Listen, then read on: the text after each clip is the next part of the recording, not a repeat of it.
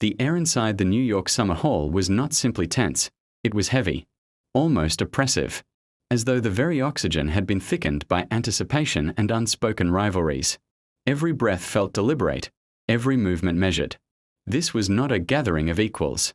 It was a gathering of interests, ambitions, and centuries-old hierarchies disguised beneath tailored suits and polished shoes.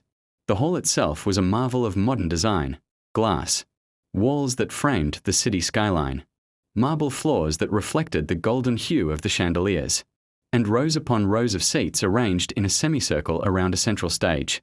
But the beauty of the architecture only amplified the contrast with the mood inside. The delegates were not here to admire the view. They were here to watch history try to rewrite itself. Outside the building, New York was alive with its usual symphony: sirens, car horns, the distant hum of subway trains beneath the streets. Inside, however, there was only the low murmur of diplomats exchanging cautious pleasantries, their voices carrying undertones of calculation. Conversations ended abruptly when certain figures walked by. Laughter, when it came, was brittle and short-lived. At the front row sat Donald Trump, the unmistakable former US president, leaning back in his chair with that familiar blend of arrogance and showmanship that had defined his public persona for decades. He wore a dark navy suit, the kind that looked expensive even without the label visible, and a bright red tie that seemed to shout before he even opened his mouth. His hands rested loosely on the armrests, his fingers occasionally tapping, not out of nervousness but impatience, like a man convinced that the real show wouldn't start until he spoke. Across the aisle, Ibrahim Traoré adjusted the cuffs of his military uniform with slow precision. The green of the fabric contrasted sharply with the sleek suit surrounding him. His face was calm, his eyes steady, scanning the room with the quiet intensity of a soldier who had learned to read situations before stepping into them. Unlike Trump, he carried no entourage of whispering aides, only a few close advisors, each equally composed. The medals on his chest were polished, not for vanity, but as silent reminders of the path he had walked to reach this room. The two men had never shared a stage before. That fact alone had electrified the summit.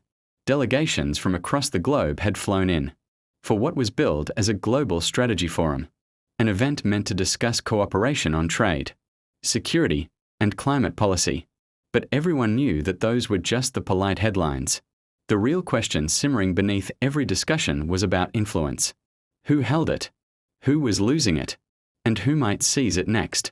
Cameras from every major network were positioned like sentinels, their red recording lights blinking steadily.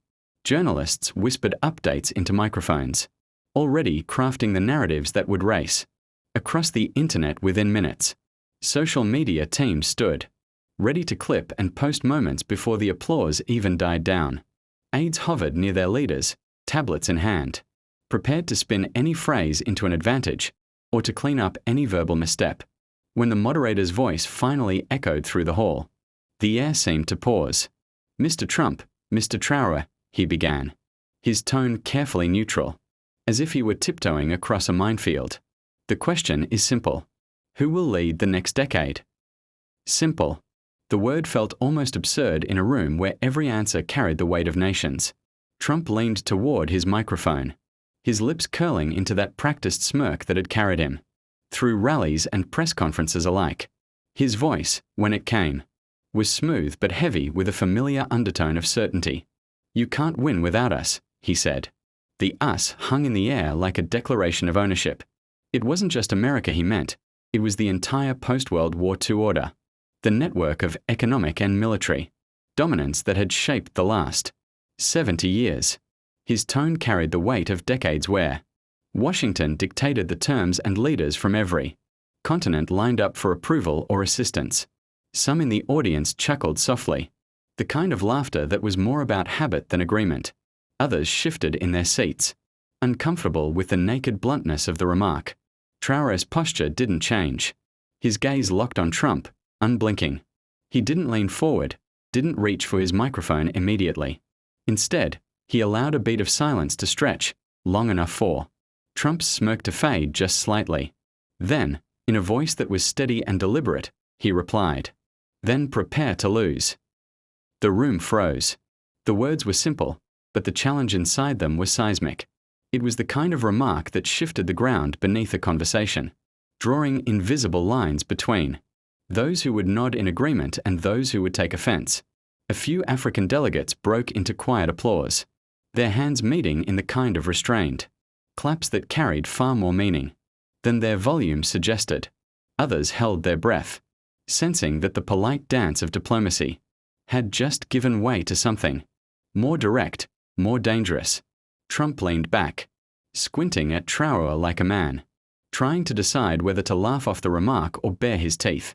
The former president had faced critics before, both domestic and foreign, but there was something in Traoré's delivery that felt different. There was no bravado, no attempt to match Trump's theatricality. It was the calm of someone who had already decided that intimidation was not a currency he would accept. Outside the hall, the world reacted instantly. Social media lit up like a flare. Hashtags trended within minutes. Hashtag prepare to lose. Hashtag New World Order. Hashtag TraoreSpeech.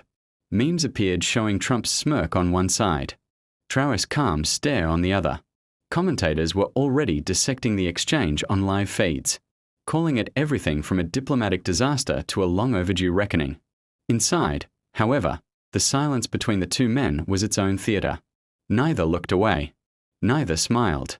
This was no longer about a summit agenda or even about policy papers. This was a battle for narrative dominance, for the story that would define the next chapter of global politics. And in this kind of battle, the one who blinked first would lose more than just the moment.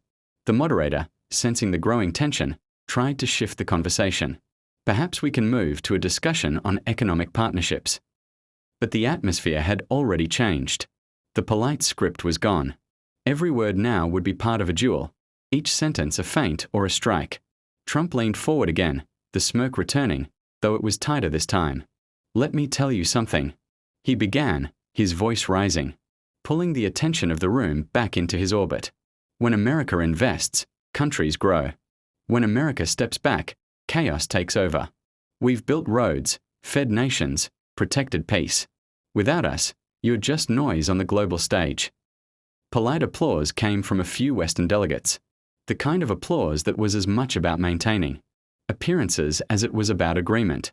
Traoré's face remained unreadable.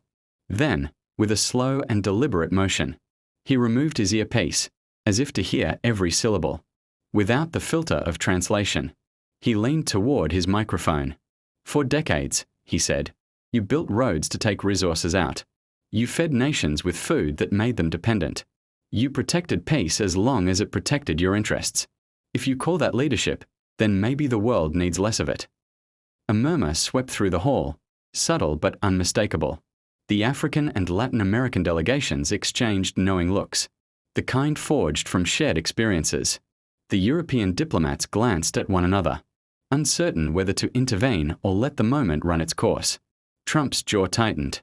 This was not the exchange he had expected. This wasn't a leader playing the role of the grateful recipient of American largesse. This was a man refusing to acknowledge the very premise of American supremacy, and doing it in front of the entire world. He reached for his notes, flipping to a page marked with bold letters, ready to hit back harder. "You talk big," Trump fired. "But when the storms hit, when the markets crash, when your people are starving, who do you call? You call us. And we always answer." Traoré allowed himself the faintest of smiles. "We are learning," he replied, "so that we never have to make that call again." The words landed like a hammer, not shouted, not adorned with rhetorical flourishes, but planted deep, like seeds that would grow in the minds of everyone listening. Several cameras zoomed in, catching the brief flash in Trump's eyes, the momentary recognition that this man across from him was not bluffing. The moderator shuffled his papers nervously. The line between discussion and duel had been crossed, and everyone in the room knew it. Trump straightened his tie, his signature grin replaced with something tighter, more defensive. For a man who prided himself on controlling the room, the sensation of being challenged without flinching was foreign, and it irritated him. He had sparred with world leaders before, presidents, prime ministers, kings, but rarely had he encountered someone who refused to play the part assigned to them. You know, Trump began, leaning into the microphone with a slow, deliberate tone, the kind he used when he wanted to cut deep. I've met plenty of leaders from your part of the world. They talk a lot. They promise a lot. But when it's time to deliver, they're nowhere. Don't think you're any different. The words dripped with condescension, each syllable carefully sharpened to provoke. A ripple of discomfort moved through the audience. Aides glanced at one another, some scribbling frantic notes, others silently urging their leaders not to react too quickly. Trump's strategy was clear: personalize the insult, force his opponent into anger, and then control the narrative as the reasonable statesman, calming and emotional adversary. It had worked before, but Traoré wasn't taking the bait. He didn't raise his eyebrows, didn't even shift in his seat. Instead, he clasped his hands on the table, leaning forward just slightly, his eyes fixed on Trump with a focus that felt almost surgical. You've met leaders who came here asking for something, he said. His voice was calm, not defensive. I'm here telling you we don't need what you're selling. The simplicity of the statement was like a knife with no ornament, blunt in design but sharp in effect. There was no anger in his tone, only certainty. And certainty was dangerous in a room built on negotiation and compromise. Certainty meant you could not be bought. Trump let out a short laugh, though it lacked the natural rhythm of humor. Everyone needs America, he said. You'll see. When you can't get your crops to market, when you need security, when your neighbors turn on you, you'll see who you call. Traoré shook his head slowly, almost pityingly, as though Trump had just confirmed his point. And that, he said, is why we've been building our own markets, our own security, and our own unity, not to avoid trouble, but to avoid calling you. The hall erupted, not into the full-throated applause of agreement, but into a ripple of clapping, nods, and the subtle murmurs of approval that carried weight in diplomatic spaces. African delegates clapped more openly. A few Middle Eastern representatives nodded silently, the kind of small gesture that said volumes without requiring a word. Trump's smirk didn't va-ing a defensive tightening in his shoulders. The fight between them had grown larger than either man. It was becoming a referendum on the world order itself. The moderator tried again to intervene, his voice a thread of diplomacy attempting to stitch over a widening tear. Perhaps we could return to the topic of collaborative opportunities. But the thread was too thin, and the tear too deep. Trump leaned forward, elbows on the table, his gaze fixed on Traoré with the intensity of a predator sizing up prey. Let's be honest, he said, his voice loud now, reclaiming the spotlight. Without alliances with countries like mine, you're stuck. We have the capital, the technology, the military. We've been running this game for decades. You think you can just step in and rewrite the rules? That's not how the world works. The statement carried the weight of empire, not a suggestion, but an assertion of how things were and would remain. For decades, such words had been the final blow in a debate. But Traoré didn't flinch. The problem with your game, he replied evenly, is that it only works if the rest of us keep playing. We don't have to rewrite your rules. We just stop playing by them. It was a line designed to land, and it did. A hush spread across the hall, not from shock at the insult, but from the realization of what it implied. The idea of simply walking away from the established order, rather than fighting within it, was quietly revolutionary. Trump's eyebrows twitched. That's a nice slogan, he shot back. But slogans don't build roads, feed people, or defend borders. Neither do threats, Traoré answered without hesitation. Yet you've been using them for decades and calling it diplomacy. Gasps joined the applause this time. It was no longer only the African delegates who responded. Latin American officials exchanged approving looks, and even a few Asian representatives allowed themselves faint smiles. The cameras caught Trump's smirk faltering, the micro-expression flashing across his face before he forced it back into place. The moderator cleared his throat again. Gentlemen, perhaps we can. A shared solution, Traoré interrupted, starts with respect. And respect starts when you stop assuming the world can't function without you. This time the sentence didn't just hang in the air, it settled like a verdict. The applause that followed wasn't tentative. It had weight. Trump's fingers drummed impatiently on the table. Tell the cameras caught in high definition. It was subtle, but to those who had watched him in negotiation rooms before, it was a sign of irritation he couldn't entirely hide. "You talk about respect," Trump said sharply, his voice hardening. "But respect is earned. We've built a system that works. Without our markets, your exports die. Without our protection, your borders crumble. Without our influence, you're just isolated." The words were mean. To corner Traoré, to frame him as small and irrelevant without America's blessing. But Traoré simply took a slow sip of water, set the glass down with deliberate care, and locked eyes with Trump. "Isolation isn't our fear," he said. "It's our shield. When you stop depending on someone, you stop being controlled by them.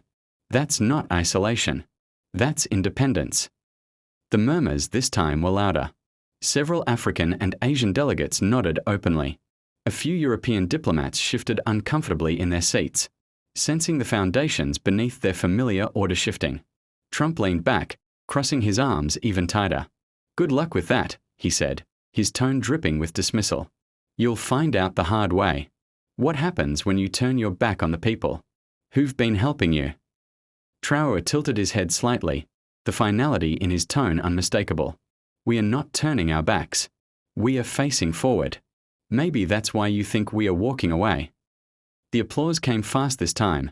No hesitation, no restraint. Cameras panned across the audience, capturing faces that had shifted from polite neutrality to open engagement. Trump kept his smirk in place. But it was strained now, the edges pulled too tight. The cracks were showing. And Traoré could see exactly where to press next. The tension in the hall did not dissipate. It thickened, solidifying into something almost tangible. Trump's eyes, sharp and calculating, flicked to the audience. He scanned the rows, reading reactions, noting allegiances, and measuring how far he could push before someone broke the delicate veneer of decorum. He had been a master at controlling rooms like this. He thrived on the friction, on the silent electricity that ran through a room when power was asserted. But Traoré was no ordinary opponent, and it was becoming painfully clear. Traoré, meanwhile, remained composed, a sentinel of calm amid the storm. His hands rested lightly on the table, his posture open but unyielding. He did not raise his voice. He did not lean in aggressively. Instead, he let the words he had already spoken echo, giving them space to resonate, allowing the audience and, yes, Trump himself, to fully grasp the weight of his message. Every diplomat in the room, every journalist, every camera lens was focused on this silent standoff, waiting for the next move, the next syllable that could tilt the balance. Trump shifted in his seat, the red tie now slightly askew, a subtle indicator of tension. He straightened his notes, flipping pages with a deliberate motion that suggested preparation. Control, but Traoré didn't flinch. There was a power in the refusal to react, a silent assertion that no amount of theatrics would rattle him. The room seemed to pulse with anticipation, the air heavier with every passing second. "Let me clarify something," Trump began, voice measured but sharp, each word a calculated strike. "The world works the way it does because of leadership. My leadership, America's leadership. We've maintained stability, built infrastructure, enforced security, and created markets that thrive. Without that, you're at the mercy of chaos." A soft murmur moved through the room. Some delegates nodded subtly, accustomed to the familiar cadence of American self-assurance. But many others, particularly from Africa and Latin America, leaned slightly forward, the quiet tension in their eyes signaling they were witnessing something unusual, something that didn't fit the traditional pattern of deference. Traoré did not blink. He did not even adjust his posture. "Leadership," he said calmly, "is not measured by who controls access or who dictates terms. Leadership is measured by who empowers others to stand, to govern their own futures, to break cycles of dependency. You have maintained influence, yes, but at what cost?" The words fell like stones dropped into a still pond. Small ripples of reaction traveled across the audience. A few journalists scribbled furiously, capturing every word, knowing that history would replay this exchange over and over. Trump leaned back slightly, attempting to regain the upper hand with a smile that now seemed practiced but forced. "We've offered opportunity. We've offered protection. Countries flourish because we are involved. Step back, and watch what happens. Traoré tilted his head, a subtle motion that betrayed no emotion but conveyed a quiet confidence. Opportunity without agency is not prosperity. Protection without equality is not security. The time has come for nations to stand on their own, not as shadows of others, but as architects of their own destiny. The applause that followed was hesitant at first, then grew as delegates began to understand the weight of his statement. African and Latin American representatives clapped with measured intensity. European delegates exchanged glances, some approving, some wary. The air thick with diplomatic calculation. The hall itself seemed to lean in, as though the walls themselves were straining to catch every syllable. Trump's eyes narrowed. This was not the challenge he had anticipated. He had faced adversaries before, leaders who relied on fear, on economic leverage, on intimidation, but Traoré's defiance was different. It was deliberate, informed, unshakable. The room watched, rapt, as the former president realized that the game had shifted. He was no longer dealing with a negotiable adversary. He was facing a force that refused to be maneuvered, cajoled, or diminished. "You speak of independence," Trump said, his voice rising slightly, a tell of his frustration. Independence is dangerous without infrastructure, without guidance, without support. You underestimate the complexity of governance on the global stage. You cannot navigate it alone. Traoré's gaze did not waver. He leaned forward, resting his forearms lightly on the table, projecting not aggression, but certainty. Complexity does not require subjugation. It requires coordination, collaboration, and vision. We have the capacity to navigate it because we refuse to be bound by dependence. What you call guidance, we call interference, and we will no longer accept it. A silence fell, heavier than the preceding tension. Cameras panned to capture every nuance. Reporters murmured under their breath, some exchanging stunned glances. The words were revolutionary, yet restrained. Radical, yet precise. They carried the kind of weight that changed perceptions. That forced reassessment not just in the room, but across the globe as the feed would reach millions within minutes. Trump's smirk faltered. He straightened his tie once more, a defensive motion that betrayed his discomfort. "You think defiance is power," he said, leaning slightly forward, eyes locked onto Traoré. "But defiance without experience, without leverage, without allies, is vulnerability, and the world is unforgiving to those who overestimate their own strength." Traoré allowed a small, almost imperceptible nod, acknowledging the point but refusing to concede. Vulnerability is only fatal if we allow it to be. Strength lies not in control over others, but in the ability to act freely, to make choices unencumbered by obligation, to build resilience from within. That is how nations endure. That is how civilizations flourish. The audience stirred, a wave of murmurs and subtle applause rippling through the room. African delegates leaned in slightly, nodding in affirmation. A few Middle Eastern representatives offered approving glances. Even some European delegates, long accustomed to American dominance, whispered among themselves, the implications sinking in. Trump's jaw tightened. He attempted to reclaim dominance, his voice rising once more. "We've sustained global stability for decades. You think that independence can replace decades of infrastructure, diplomacy, and security? That the world will not collapse if we step back?" Traoré's reply was calm, measured, and devastating in its clarity. "Stability without justice is fragility. Infrastructure built on dependency is brittle. Security maintained by fear is temporary. We do not reject partnership. We reject subordination. We will build, protect, and govern, not for your approval, but for our people, our nations, and our future." A thunderous ripple of acknowledgement swept the room. Applause was now steady and resonant. Cameras captured the moment from every angle. The contrast between Trump's rigid posture and Traoré's calm dominance clear in every frame. It was more than a debate. It was a statement, a declaration, a turning point. Trump exhaled sharply, a brief flicker of irritation crossing his features. He realized that the narrative had shifted irrevocably. The room, the cameras, the world, witnesses were no longer merely observing a confrontation. They were observing a changing of the guard, a declaration that influence and authority were no longer monopolies. that defiance and strategy could redefine global balance. Traoré, sensing the moment, allowed the briefest of smiles. It was subtle, almost imperceptible, but unmistakable to those attuned to power dynamics. He had not shouted, he had not gestured wildly, yet he had achieved dominance through precision, clarity, and unwavering conviction. The room recognized it. The world would recognize it. Trump leaned back once more, a forced, tight-lipped grin forming. The battle of words had ended, not in capitulation, but in recognition. He had faced a challenge unlike any other, and the audience had witnessed the limits of his influence, the cracks in the armor of assumed dominance. As the final applause died down, Traoré rose from his seat slowly, each motion deliberate, commanding respect without demand. He acknowledged the room with a calm nod, a gesture of inclusion rather than arrogance. Delegates, journalists, and cameras alike followed the subtle choreography of influence. He had orchestrated with quiet mastery. Trump remained seated, adjusting his notes, staring at Traoré with a mixture of incredulity and begrudging acknowledgement.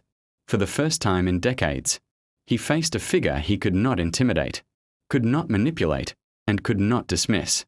And the implication of that fact spread outward, far beyond the glass walls of the summit hall, rippling across nations, markets, and corridors of power.